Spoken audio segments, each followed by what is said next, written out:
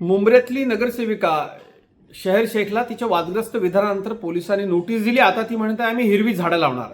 बेटा शहर शेख, तू हिरवी फक्त झाडच लाव, कारण हा महाराष्ट्र आहे. हा महाराष्ट्र छत्रपती शिवाजी महाराजांचा आणि धर्मवीर छत्रपती संभाजी महाराजांचा महाराष्ट्र आहे.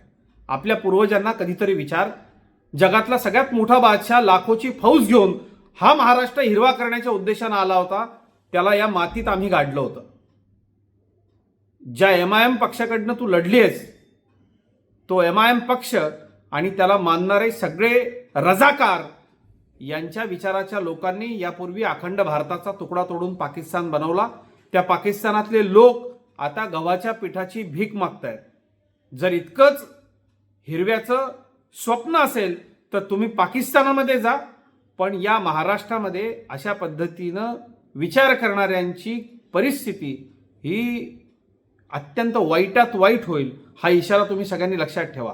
या देशामध्ये फडकला आणि झाला तर तिरंग्याचाच सन्मान होईल. इथे हिरवं बिरवं काही चालणार नाही. भगव्याला मानणारे लोक तिरंगा आपलं बलिदान देऊन श्वासानं फडकावतात.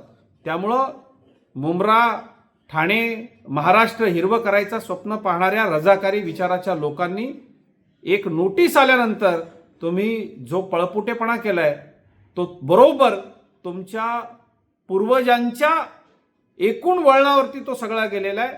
या मातीमध्ये या हिरव्याच्या पराजयाचा इतिहास आहे.